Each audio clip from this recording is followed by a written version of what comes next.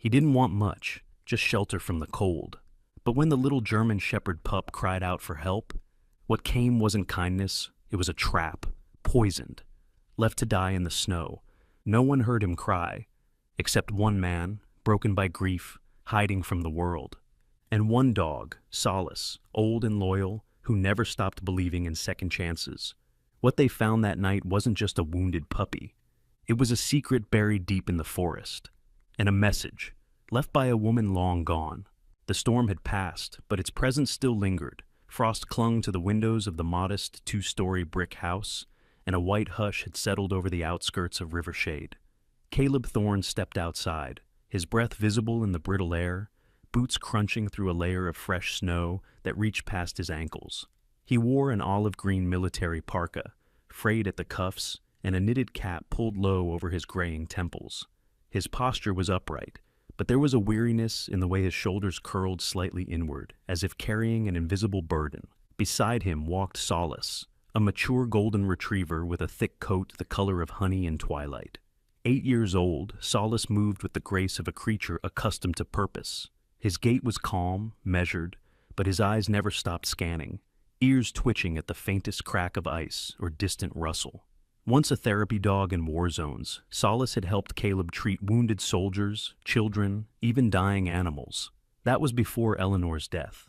Since then, Caleb had withdrawn, not only from people, but from himself, and Solace had become his anchor to whatever humanity remained in him.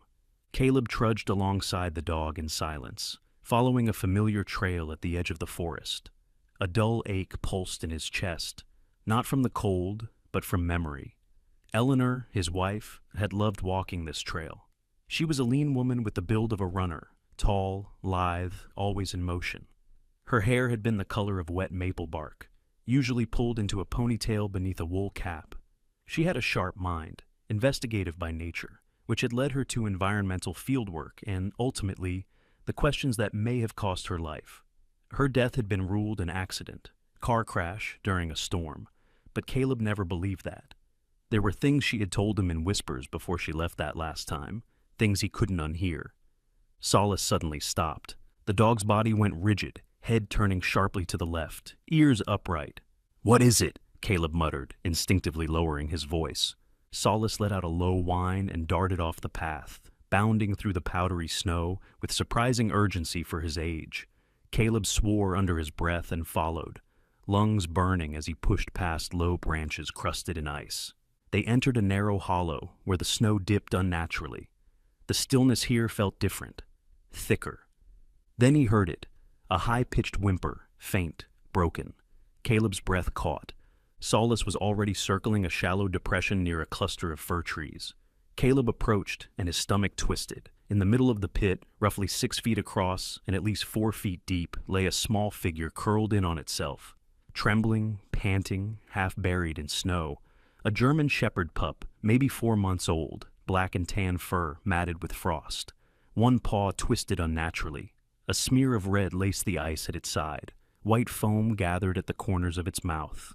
"Damn it," Caleb murmured, dropping to his knees at the edge. His training kicked in. Visual scan, pupil response, breath rate. The pup's eyes were glassy, barely focusing. Poison? Nerve agent? Or maybe a sedative. There was a trap buried nearby. He could see the rough lines of its collapse beneath the disturbed snow. A hunting snare, illegally placed, likely baited. For a long moment, he hesitated. He'd promised himself not to get involved anymore. Not after Eleanor.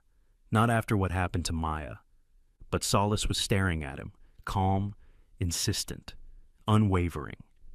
Caleb met the dog's gaze and saw not just loyalty, but expectation. As if saying, "This is why you're still here." He moved.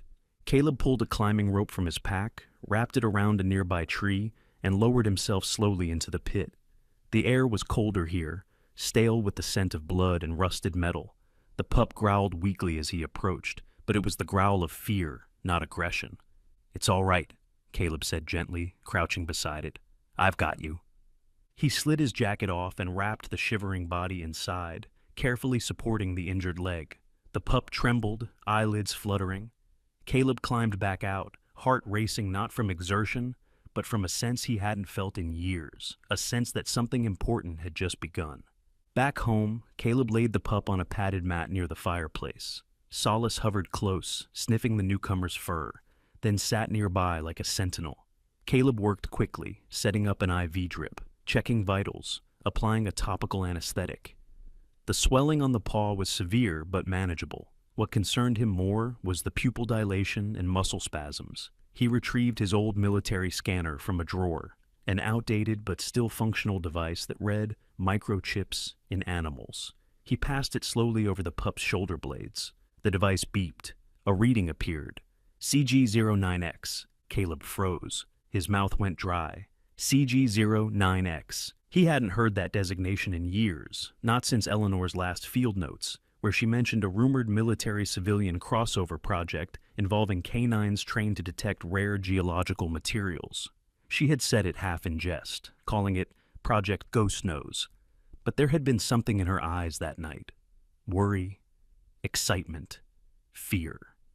He stared at the pup now, breathing shallow, barely conscious, and felt something twist deep in his gut. The past wasn't done with him yet. The fire crackled quietly, sending orange light flickering across the walls of Caleb's modest living room. Outside, snow still blanketed the yard in clean silence, untouched except for the winding trail of footsteps he and Solace had left earlier. The house was sparsely decorated, utilitarian to the point of austerity. A few framed photographs lined a shelf above the fireplace, one of Eleanor standing beside a young, proud Caleb in military fatigues, another of Solace, tongue lolling, taken at the training base in Texas years ago. The third photo showed all three together, arms and paws entwined after a successful search and rescue operation on Mount Ashbury. That photo was slightly crooked, as though someone, or something, had nudged it recently. Rune lay curled in a fleece-lined dog bed near the hearth, still weak but breathing steadily. His body had stopped trembling, though his eyes remained unfocused, occasionally flinching at shadows or sudden shifts of light. The young German shepherd was a lean creature, all limbs and oversized paws, with classic black and tan markings and a distinct diamond-shaped patch of white fur on his chest. A thin scar ran along his flank, old, half-healed, and jagged. Caleb had cleaned the wound earlier, noting the odd angle of the tissue, as though it had been inflicted deliberately. Solace lay beside him, chin resting near Rune's paw. The older dog's behavior was unmistakably maternal, licking the pup's ears, nudging him upright when he whimpered, pressing his body close to provide warmth. Caleb watched the interaction from his armchair, elbows on knees, chin resting on steepled fingers. There was an ache behind his ribs, one he couldn't quite place. The scanner beeped softly from the table, the designation CG09X still glowing faintly on its screen. Caleb stared at it for a long moment, then stood and retrieved a battered metal lockbox from a drawer near the kitchen. Inside were relics he hadn't touched in years. His VA discharge papers, Eleanor's field notes, and a green leather-bound notebook worn thin at the spine. Her handwriting filled the pages. Slanted, compact, efficient. She had been meticulous, a scientist's mind paired with a soldier's discipline. In the early days of her environmental work, she'd investigated poaching routes across the Canadian border, uncovering signs of black market animal trafficking masked under forestry grants. That line of inquiry had led her to strange places: military contractors with vague mandates, animal training camps with restricted access, hushed references to canine capability extensions. Caleb flipped to a section near the end, where the ink was darker, the handwriting hastier. She'd written about Project Geoscan, a rumored DARPA-backed program that used canines to detect subsurface mineral deposits. Eleanor had been skeptical at first, but something had changed in her tone across the entries. Excitement, then concern, then fear. The last few pages had been torn out. Caleb frowned. He remembered her voice one night, unusually soft, as she leaned against the doorway, coat half buttoned, snow melting from her shoulders. "If anything happens," she'd said, "look for the white mark. They'll try to bury it." He had assumed she meant documents or some government trail, but now he wondered if she had meant a scar, or a symbol, or a dog. A sudden sound snapped him from his thoughts, a dull clatter behind the armchair. Rune had jolted awake, Ears flattened, pupils blown wide. Caleb turned, spotting a battery that had rolled from under the old radio cabinet. Solace hadn't moved, but Rune had already risen to his feet, wobbly but alert, and was pawing at the floor with frantic urgency. He sniffed once, twice, then dug a paw under the cabinet and dislodged the rest of the battery pack, growling low in his throat. "That's odd," Caleb murmured. He retrieved the batteries and glanced toward the pup, who was now pacing in a tight circle, tail low, body tense. The old landline phone on the wall chimed faintly, a single ping as it powered up from a recent storm outage. Rune froze, eyes fixed on the device. The phone hadn't even rung, but the pup had sensed it coming. Caleb narrowed his eyes. "You're not just smart," he muttered. "You're trained, hardwired for it." Rune suddenly backed away from the table as the digital clock blinked red, a harmless LED light. But the dog snarled, snapping his jaws once at the illumination, before retreating behind Solace. His body language shifted into full stress response, tail tucked, ears pinned, hackles rising. Solace licked his ear once and lay beside him protectively. Caleb felt a chill not from the cold. This dog wasn't a rescue, he was a survivor, a trained one, conditioned. He reached for the notebook again, flipping toward the middle. In one margin, Eleanor had scribbled a sketch, an eye with a diagonal slash through it, and the phrase, "Silent Nose Protocol." Caleb didn't know what it meant, but it made the CG09X tag feel heavier in his mind. That evening, as twilight fell over Rivershade, someone else was staring at a very different notebook. Sienna Maddox sat in a cramped apartment above the Fox and Fur Cafe on Main Street, her laptop glowing in the dark. A tall woman in her late 20s, Sienna had a lean frame, unruly auburn hair, and a perpetually furrowed brow that made people assume she was annoyed, even when she wasn't. She had the quick eyes of a truth seeker, and a voice that rarely rose in volume but always carried weight. Her work as an independent journalist had earned her praise and warnings in equal measure. 5 years ago, her brother, Rhett Maddox, a junior conservation officer, had gone missing during a wildlife tracking mission in the very woods outside Rivershade. The case was closed as an accident. She never believed it. Tonight, while researching an uptick in missing dogs across northern Vermont, she stumbled on an old public archive, a decommissioned rescue roster from 2015. One name stood out: Caleb Thorne. A note beside it read, "Retired, lost partner Maya during avalanche 2019. Civilian status confirmed." Sienna frowned. She had seen that name before. Eleanor Thorne, environmental investigator. There had been whispers in activist circles that she'd been digging into military misappropriations. Sienna enlarged a grainy image. Caleb, in uniform, standing beside a beautiful woman with dark eyes and sun-streaked hair tied back in a braid. Eleanor. In the corner of the photo, barely visible, was a dog with piercing amber eyes, gold-furred, almost glowing. Her phone buzzed. A contact had responded. "Old man still lives out near Wolf Pine Ridge. Doesn't talk to anyone. Keeps to himself. Got some weird golden dog that knows when a storm's coming." Sienna sat back. "You're the one I need, Mr. Thorne." The next morning, she packed a thermos of coffee, a pair of boots, and a notebook.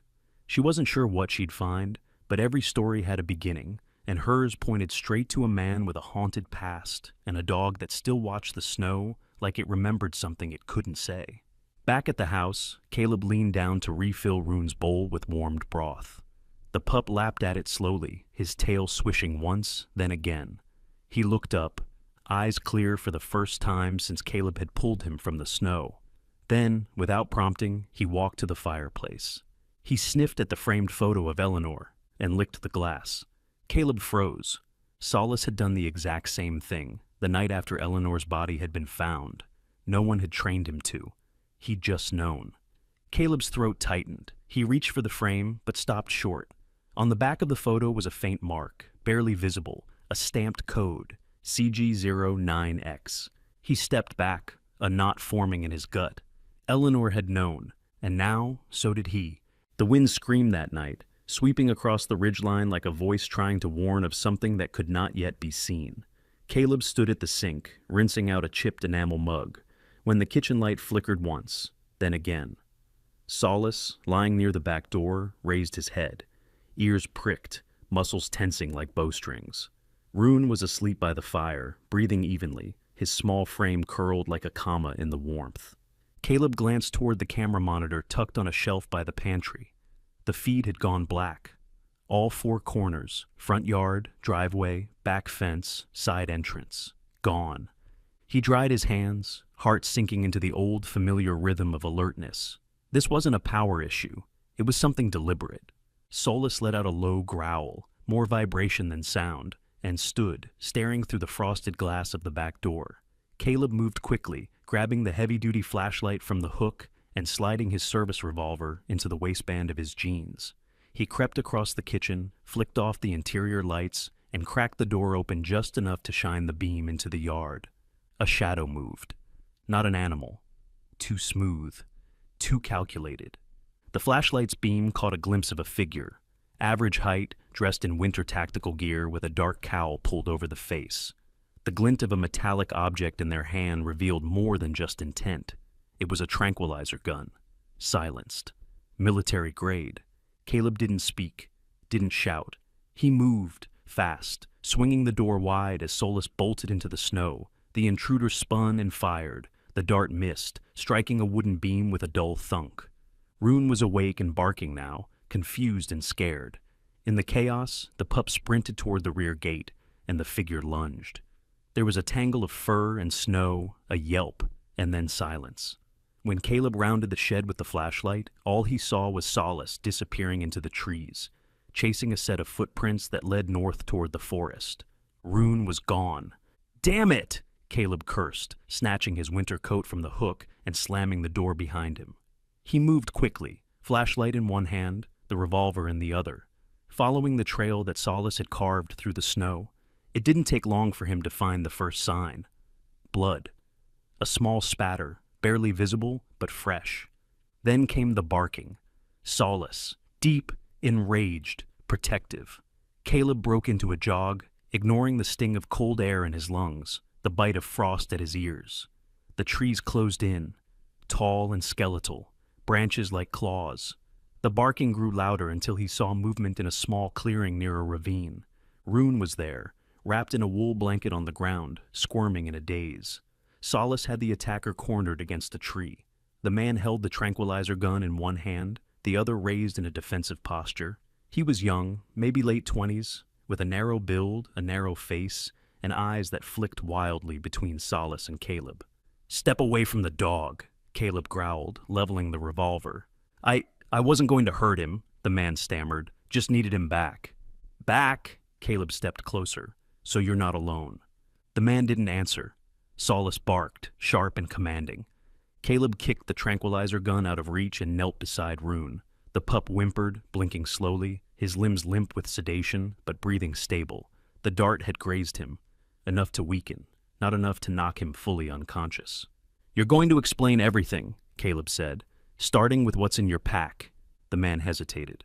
"I don't have time to be gentle." He relented. Inside the man's pack were several items: a small vial of liquid tranquilizer, a handheld chip scanner, a folded map with several points marked along the Vermont-New Hampshire border, and a list. Printed, slightly water-stained and coded: CG09X, CG07V, CG10M.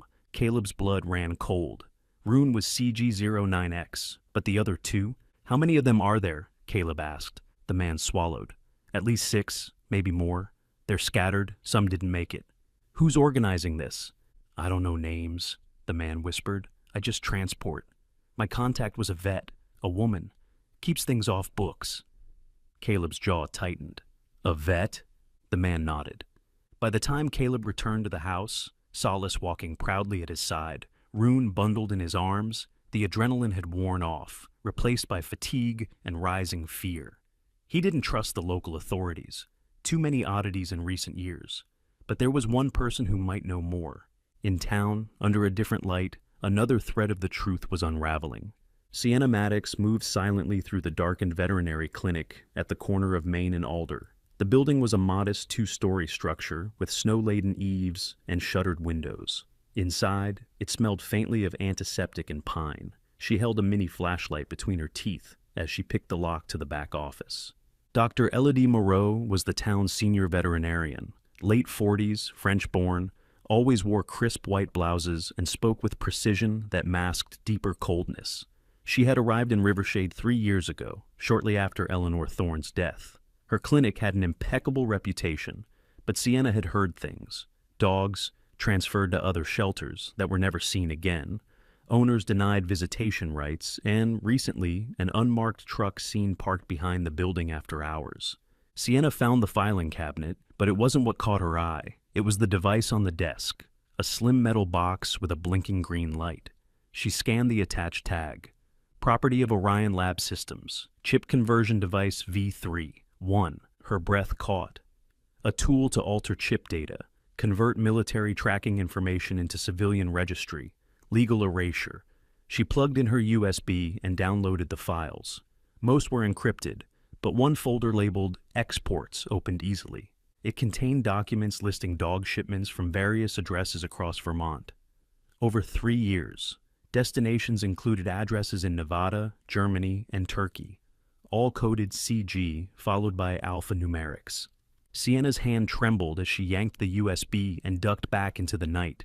Tomorrow, she'd confront Caleb. Tonight, she had proof. Back at his home, Caleb sat at the edge of his bed with the fire down to embers. Rune was sleeping again. Solace watched the door. On the table lay Eleanor's notebook. Caleb opened it again, searching pages he had long avoided. There, near the back, smudged, faint, but still legible, was a line he had forgotten. "If I don't come back, don't trust anyone touching the dogs." Caleb stared at the words, a whisper from a woman long gone, now echoing louder than ever. He looked at Rune, Solace, and the snow falling outside. Someone was coming. They already had. And now, the real hunt had begun. The snow had stopped falling, but the cold had sharpened in its stillness. A low fog hovered along the tree line beyond Caleb's property, veiling the pines in ghostly breath. Rune paced near the front door, ears twitching, occasionally glancing at Solace as if waiting for a signal. Solace, lying by the fireplace, had been still for nearly an hour, but his golden eyes were open, watching, calculating. Then he rose without a sound, walked to Caleb, and nudged his thigh once, deliberate, focused. Caleb, who had been sitting cross-legged on the floor with Eleanor's notebook in hand, looked down at the older retriever. "You've got something, don't you?" he murmured. Solace turned and walked to the door, tail stiff, glancing over his shoulder. It wasn't a suggestion. It was a command.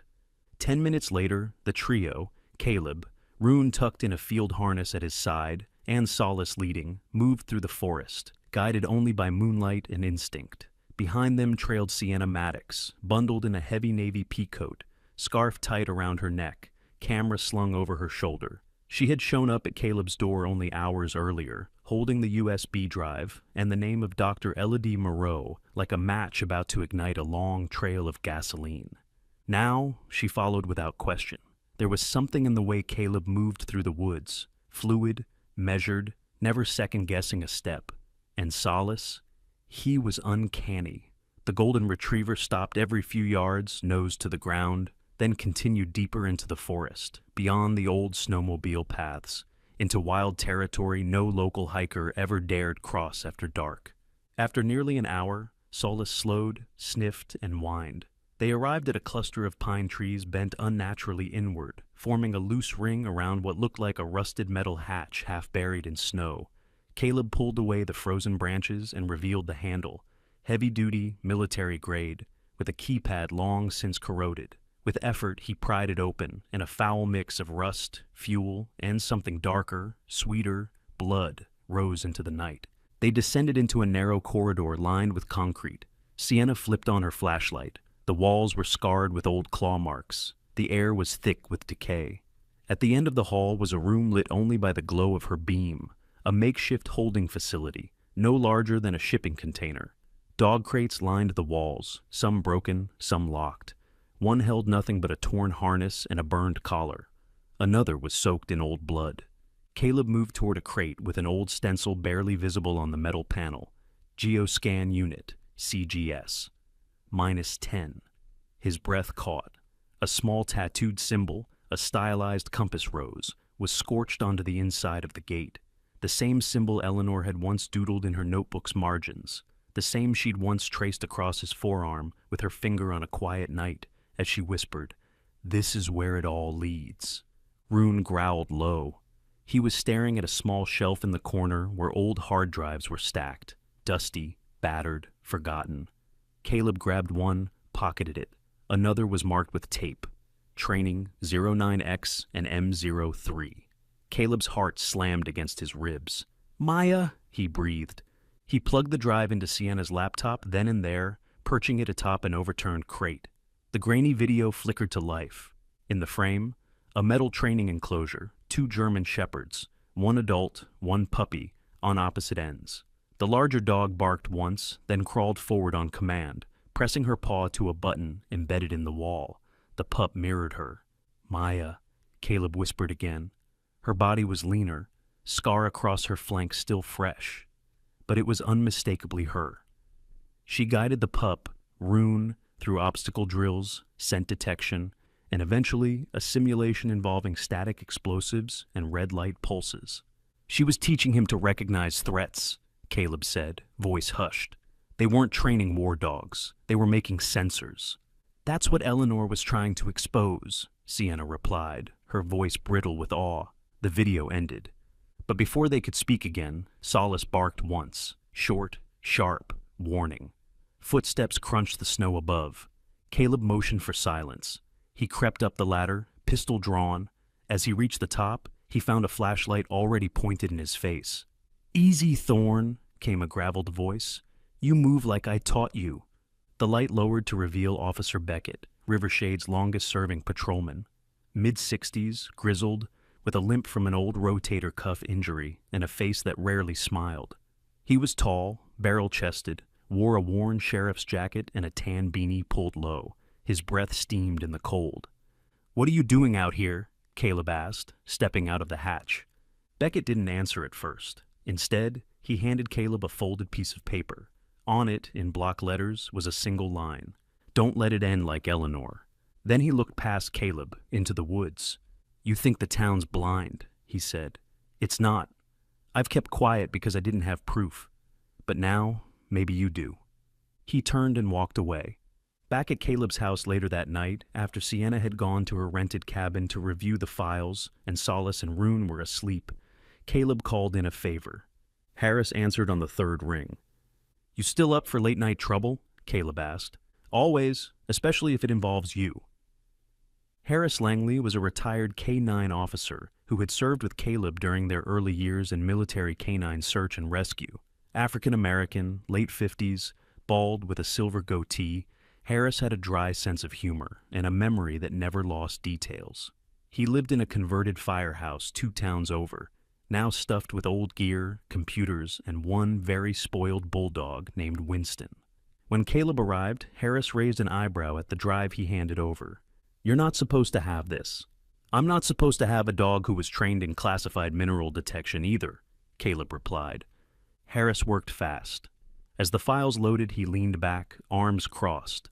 This program, K9 Geoscan, started on a joint contract between civilian environmental research and military-industrial complexes. Goal was to use K9 olfactory systems to detect rare minerals, like lithium, cobalt, without invasive drilling. Caleb stared at the screen. "Eleanor filed something, didn't she?" Harris nodded. 3 weeks before her death, she submitted an internal report questioning the ethics of canine conditioning methods. She named 3 contractors. 2 of them went off-grid after her death. The 3rd, Moreau Veterinary Consulting, got a federal grant. Caleb's pulse quickened.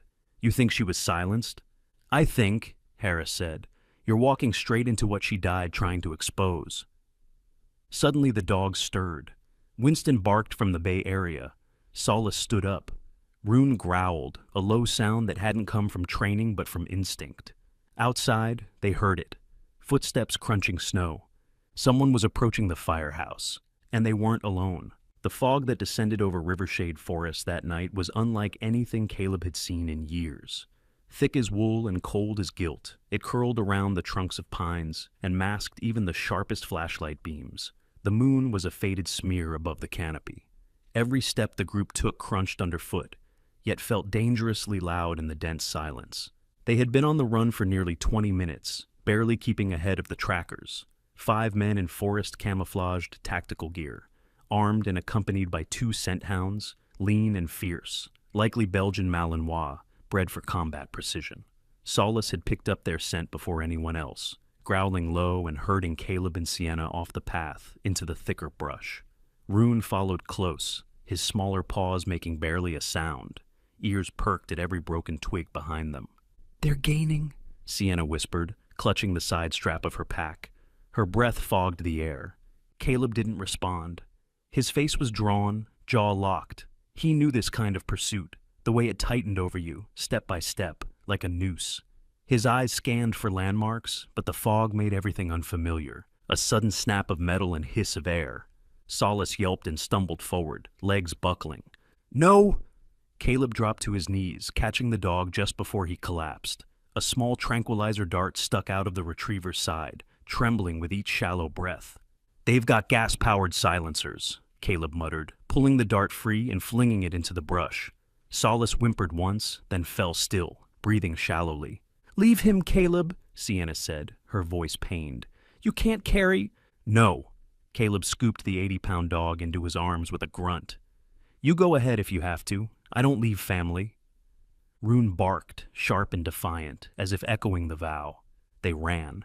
Somehow they reached the base of the western ridge where Harris Langley's house sat, an old firehouse refurbished into a cluttered sanctuary of memories, gear, and dog beds. Rune scratched at the back entrance, alerting Winston, the stubby bulldog guardian inside, who barked once, then waddled toward the door. Harris opened it, a shotgun in one hand and a look of disbelief on his face. "You look like hell." "No time," Caleb gasped, pushing past him. "We've got company." Inside, Harris moved with the old efficiency of a soldier who never forgot his reflexes. He was still broad-shouldered, with a grizzled beard and the kind of presence that made people fall in line without question. He had once trained some of the most elite K-9 units in the country, but after the death of his partner dog, he had retired into quiet solitude, until now. Sienna helped Caleb lay Solace on a cot in the old firehouse bay.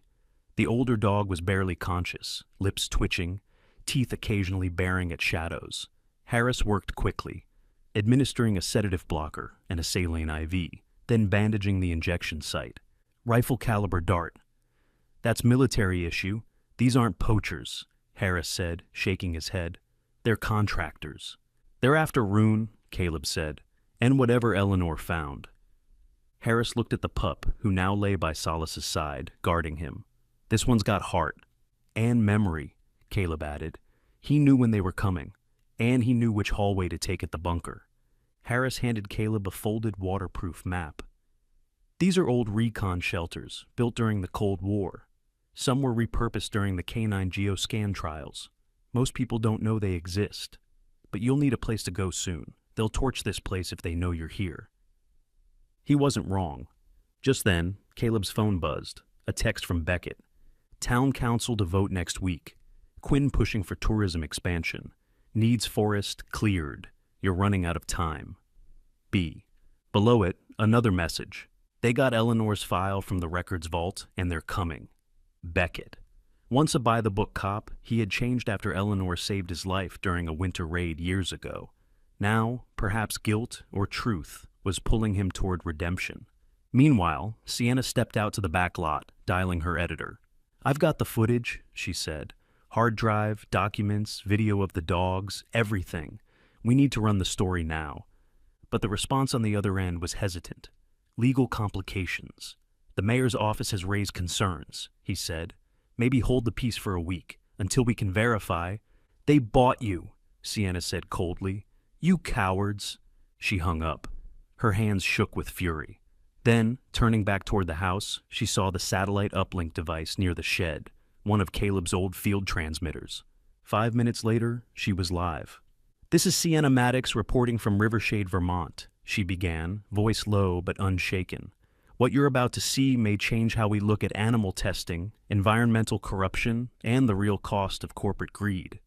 She uploaded video of the bunker, of the training footage, of Solace growling over Caleb. of Rune nosing into Eleanor's journal like he understood what she once knew. In the quiet, the firehouse hummed with tension. Then came the smell, acrid, sharp. Smoke. Rune barked wildly, scratching at the far hallway. Harris jumped up. "They're burning it! Back exit! Go!" The back wing of the house had been doused with fuel. Flames licked the windowsills. Caleb hoisted Solace once more, this time staggering from exhaustion, but determined. Rune led the way, weaving through storage rooms and into the garage bay. There, Harris yanked open a false panel in the wall and led them into a secondary stairwell. Outside, as the roof began to collapse, they escaped into the tree line. But someone had been waiting. A figure, masked, cloaked, holding a cattle prod, stepped from the shadows. His stance was military, precise. He moved toward Caleb, weapon raised. Solace, half-conscious, stirred, growled, then lunged. The man screamed as Solace latched onto his arm, dragging him sideways. Caleb dropped the dog, trying to pull him off, but Solace wouldn't let go until the man fled. In the chaos, Sienna filmed it all. Blood, smoke, growls, and all. They ran again. 20 minutes later, hidden in a cave marked on Harris's map, Sienna looked at her camera screen. The final frame, Solace, body trembling, eyes defiant, standing between Caleb and the shadow of death. "This is it," she whispered. "This is the story." The attic smelled of cedar and thyme. Dust hung in the air like a whisper no one had spoken in years. Caleb hadn't been up here since Eleanor's funeral, and the act of pulling down the creaking ladder felt like disturbing a ghost's slumber. The old farmhouse groaned beneath the wind as he climbed, each step drawing him deeper into a world that no longer belonged to the living. The gabled space was cramped, filled with boxes marked SAR Team and Winter Gear, along with Eleanor's collection of antique maps and expedition journals. But it was the faded painting above the rafters, an oil rendering of a German shepherd in snow, almost abstract in brushstroke, that caught his attention. She had hung it here herself. "It doesn't belong downstairs," she'd said once. "It knows too much." There, behind the canvas, hidden in the frame's backing, he found it. A thin leather-bound notebook, worn at the edges, bound with a fraying cord. Inside, her handwriting greeted him like a pulse revived. Elegant, exact, each letter a shard of who she had been. The margins bore the same compass rose sketch he'd seen in the bunker crate. Caleb sat cross-legged in the slant of pale attic light, opened the journal, and began to read. At first, the entries were clinical, logistics, schedules, coordinates, but then came the shift. Mentions of Geoscan Series CG codes began to populate the pages, each tied to a different animal. The codes matched the ones they had seen on the list in the intruder's pack. CG09X, CG07V, CG10M, then underlined, dated precisely 1 week before her death. They're not just trafficking dogs. They're turning them into walking sensors, trained to detect subterranean mineral signatures. No permits, no oversight. If this goes public, it will bury them. Rune is evidence, a living witness. Caleb closed his eyes. The pieces locked together now. Eleanor hadn't just stumbled into something dangerous. She had documented it meticulously, and she had known they were watching her. Downstairs, the sound of claws on wood signaled movement. Solace had woken. He found them in the old firehouse office. Sienna curled in an armchair, her laptop resting on her knees. Rune curled protectively by Solace's side. The older retriever was awake, but still sluggish, his breathing deeper, steadier. Rune, barely 4 months old, had draped himself over Solace's front legs like a child finding home. Caleb dropped to his knees and ran a trembling hand over Solace's fur, then looked at Rune. "You too?" he whispered, voice cracking. "You're not just dogs. You're the legacy of something I never understood, and maybe still don't." Sienna looked up, her eyes rimmed with fatigue and something more tender. Caleb held up the notebook. She knew. Eleanor. Everything. He opened to the back, where the final entries had been scribbled hastily, the lines shakier than the earlier ones. Victor Rinaldi ordered the mother terminated, claimed the pups are enough for $1 million return. He doesn't need loyalty. He needs obedience. Sienna froze. Victor Rinaldi. I've seen that name in international trafficking reports, but he's always off the radar, Offshore holdings, encrypted accounts, proxy shell companies. Caleb handed her the notebook. Find him. She flipped through it, then paused. A loose sheet was tucked inside, an excerpt from an email Eleanor had printed. The metadata still attached to the header showed it came from an anonymous source within a shell corporation in Zurich. No need to keep the mother alive. The offspring will yield the necessary return, project acquisition on schedule, local official compliant, proceed with Phase 2, VR. Sienna stared. Vermont border, local official. It's Quinn, isn't it? Caleb nodded grimly. Mayor Quinn. The one pushing for forest redevelopment. He's been bought. As if to confirm it, Caleb's phone buzzed again. Another encrypted message from Beckett. This one included a document, an internal report Eleanor had filed with the Office of Wildlife Research and Regulation 3 weeks before her death. Its classification? Unverified, not actionable, source potentially compromised. I gave this to my superior, Beckett's note said. He filed it under noise. Later, he was offered a consulting position with a private security firm tied to Quinn. Caleb stood, rage coiling inside him like a slow boil. They buried her truth and used the cover of bureaucracy to erase her. He looked over at Solace again, who now had his head resting gently over Rune's smaller form. Despite the gray around his muzzle and the tremble in his limbs, the old dog's eyes remained fiercely aware, watching Caleb like he always had, like Eleanor once had. Caleb's voice broke. If Rune survived, maybe we still have hope. Sienna moved beside him, setting the laptop down. Then, we give people that hope. She opened a folder on the device, stitched together from the drives, the footage, the files recovered from Moreau's clinic, and now Eleanor's journal. Everything. A full exposé. But it wasn't just proof. It was a reckoning. Still, it wasn't enough to win. Not yet.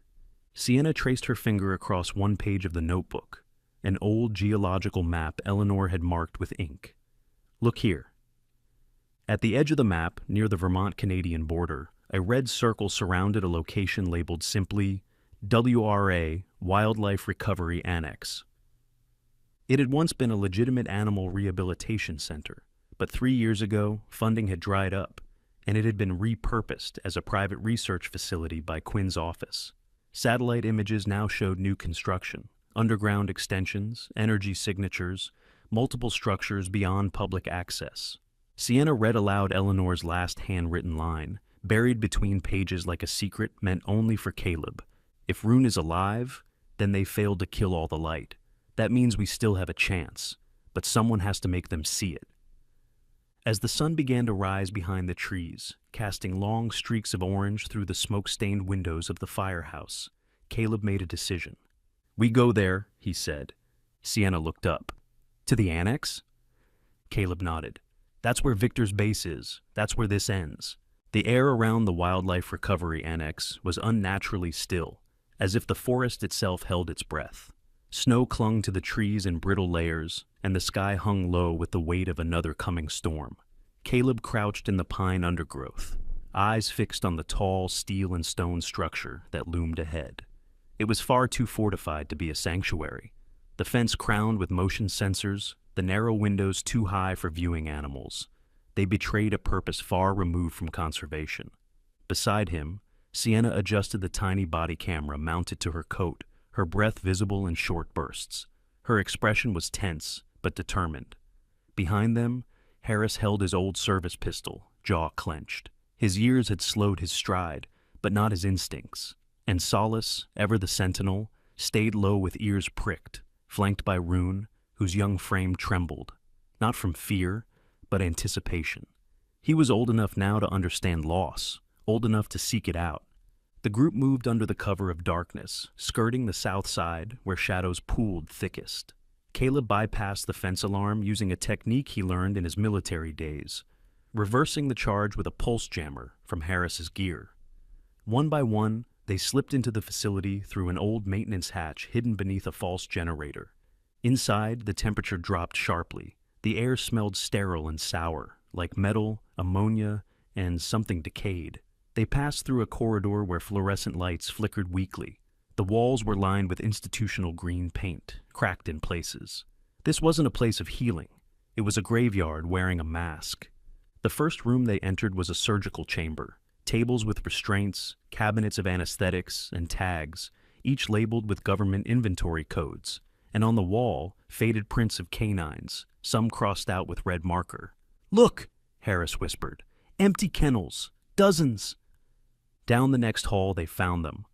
A chamber lined with cages, most now open and empty, though scratch marks and torn fur still clung to the bars.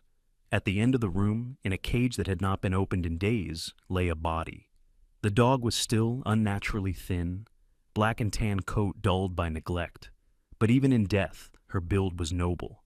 Shoulders square, head lifted as if waiting for someone to return. Rune padded forward, slowly, tentatively. Then, with sudden recognition, he broke into a sprint and flung his body against the cage bars, whining, pawing, trying to wake her. "Maya," Caleb breathed. Sienna stared. "That's the dog from Eleanor's training video, isn't it?" "Yes," he whispered, stepping closer. "That's his mother." They broke the lock, and Rune crawled inside, licking Maya's muzzle, nuzzling under her chin, tail wagging like she might respond. But she didn't. Solace entered next, moving with reverence. He raised his nose and let out a single, bone-deep howl. The sound echoed through the concrete halls, long and low and grieving. The kind of sound that made bones remember. Caleb sank to his knees. "She waited," he murmured, reaching a hand into the cage. "She kept herself alive, waiting for him." Tears ran freely now. Sienna, trying to hold the camera steady, caught every moment. The pup's efforts to wake the mother, who would never move again. Solace pressing his head against hers. Caleb whispering her name over and over. Then, behind them, the world erupted. Shouts in the hall, boots on tile. A voice barked commands. A tranquilizer dart embedded itself in the metal wall above Caleb's head. "Move!" Harris shouted, drawing his weapon. "We're compromised!"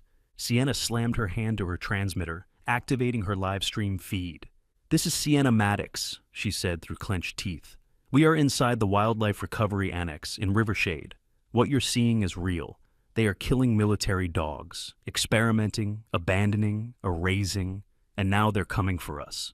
More shouts. Another dart fired. Caleb grabbed Rune, who resisted, trying to stay beside Maya. "She's gone, boy," he whispered hoarsely. "She kept you alive. Now we have to do the same." They fled through the eastern corridor. Gunfire, no longer tranquilizers, rattled behind them.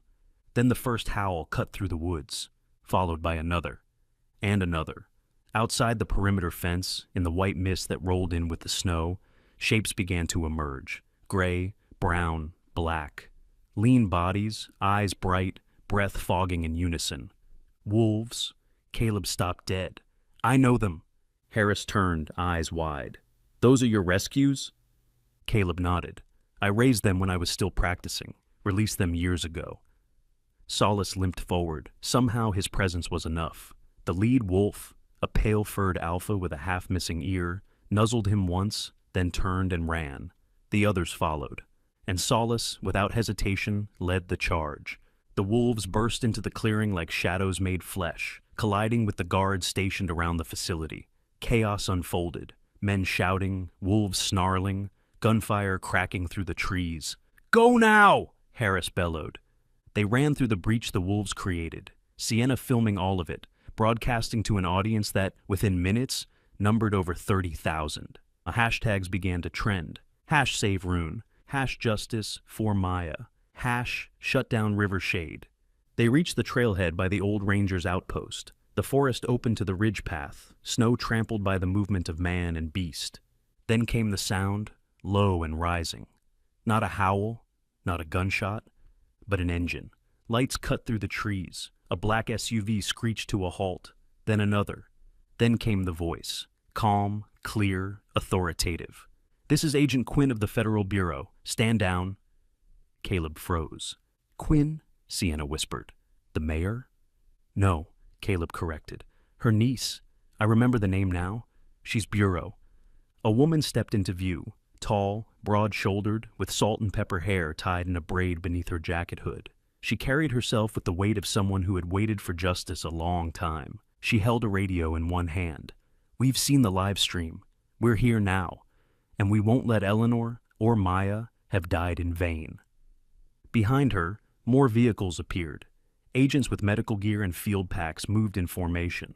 One of them knelt beside Solace, already checking his vitals. Rune stayed close to Maya's blanket, which Caleb had brought with them, his young face turned upward toward the new arrivals. Quiet. Waiting. "Let's finish this," Caleb said, rising with tears still on his face but fire in his voice. Agent Quinn nodded. "Let's." Morning broke over Rivershade like a hush before the hymn, pale gold light glinting off snow-laced rooftops and frost-covered pine needles.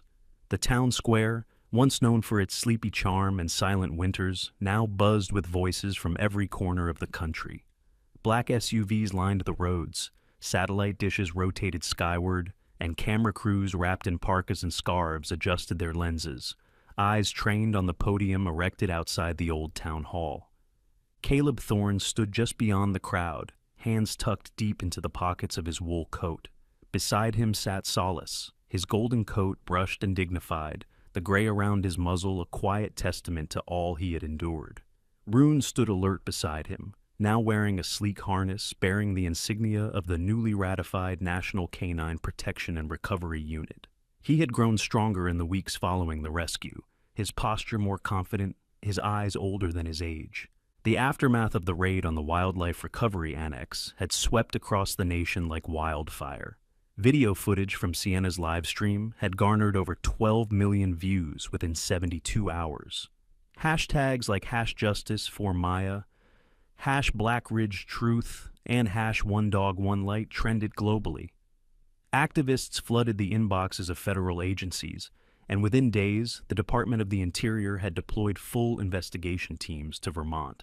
Victor Rinaldi had been the first to fall. Captured attempting to flee through a private airfield near the border, he was found with falsified passports, encrypted hard drives, and a ledger detailing payouts to local officials and foreign buyers. Dr. Moreau had been taken from his clinic, still in his lab coat, attempting to delete medical records, and Mayor Quinn, thin-lipped, polished, and smug, had been escorted out of town hall in handcuffs, still insisting it was all a misunderstanding. Not a single document had been destroyed. Thanks to Solace's warning howl and Rune's instincts, everything had been preserved. Now, just 3 weeks later, Rivershade was at the center of something new, something sacred. Agent Miriam Quinn, tall and deliberate in her movements, approached the microphone. She wore a black peacoat over her bureau uniform, her silver braid resting over one shoulder. Her voice, when it came, was steady. "Today we stand on the ashes of a terrible truth, but from it, we rise with purpose. Thanks to the courage of citizens, investigators, and one remarkable dog named Maya, whose sacrifice will not be forgotten, we are proud to announce the permanent designation of Black Ridge Reserve as a National Wildlife Heritage Sanctuary." Applause rippled through the square. Caleb felt a hand brush his. Sienna. She wore a scarf embroidered with the same compass rose that had once adorned Eleanor's notebook. She smiled briefly, then stepped back. She no longer worked for any major network. She had declined all offers. Instead, she had converted the old radio station into a non-profit media center focused on conservation education and investigative training. It was now called the Light Station. Agent Quinn continued, "This land will not only be protected, it will teach. The federal government has approved funding for the Maya Solis Center for Canine Recovery and Forest Protection, located on the ridge where this story began." Another wave of applause. Caleb glanced down at Solace, who simply blinked up at him with gentle, clouded eyes. "And now," Quinn said, "we invite the man whose courage, resilience, and integrity brought this all to light. Caleb Thorne." Caleb hesitated, not out of fear, but because for so long he had forgotten how to speak to crowds. Eleanor had always been the one with the words, but as he walked to the podium, Solace and Rune at his side, something loosened in his chest. The crowd quieted. Caleb looked out across the faces. Reporters, federal agents, animal rights activists, students, volunteers, locals, and somewhere, in the back, Harris stood beside Sheriff Beckett, who now wore civilian clothes, his badge officially passed to the man he had once trained. He cleared his throat. "I wasn't supposed to be here," he said softly. 3 years ago, I buried a life I thought was my only one, and a woman who believed animals could save people just as much as people save animals. Her name was Eleanor. She was my wife. The wind picked up slightly. Cameras clicked. Somewhere, a child's golden retriever barked in the crowd. She uncovered a secret, a program that treated living beings as tools, not souls, and for trying to stop it, she was silenced. But her work lived on. In Maya, in Rune, and in Solace, who never gave up on me. He looked down at the two dogs. One raised me out of grief, the other reminded me how to fight again. A hush fell. Even the wind seemed to pause. We name parks after presidents. We build statues for soldiers. But today, I stand here for a dog who refused to let the last spark die. Her name was Maya, and this is her legacy. He stepped back, his throat tight. Solace wagged his tail once. Rune looked ahead with calm focus. The ceremony ended with a standing ovation. Later that afternoon, under a wide expanse of sky where clouds drifted like slow thoughts, Caleb stood at the top of the snowy bluff where Eleanor had once taken soil samples. A new marker stood beside her grave, a stone etched with the likenesses of Maya and Eleanor, their silhouettes side by side. He held a letter in his hand, the last one she'd written, found folded between pages of her hidden journal.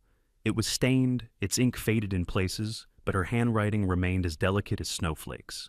If they ever find Rune, Caleb, don't let them break him. He's more than a tool. He's proof of everything I've tried to say, of everything I still believe. Solace will guide you. He always knew how to find the light in any storm, and you're braver than you think. I'll be with you, always, in every howl, in every footstep. Caleb folded the letter and placed it in the pocket closest to his heart. Rune lay beside Solace at the edge of the hill, both dogs watching the valley below, where workers had already begun laying foundations for the center. The wind stirred the trees, sending flurries of snow dancing like ash or angel feathers. Behind him, Sienna approached with Harris and Beckett.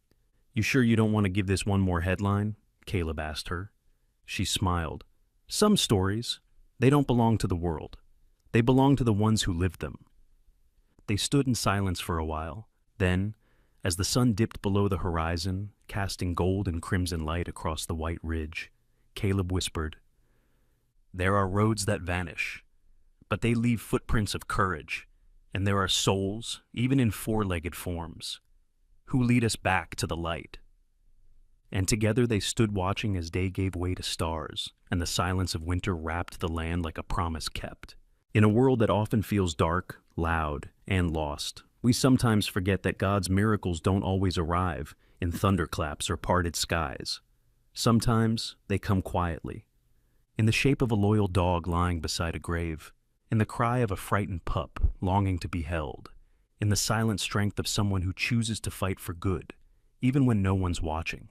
This story of Caleb, Rune, Solace, and the spirit of Eleanor is more than a tale of rescue. It's a reminder that love never truly dies, that loyalty transcends time, and that God works through the humble, the broken, and the brave. God sent Maya to protect the truth when no one else would. He placed Rune in Caleb's path to reignite a flame long extinguished.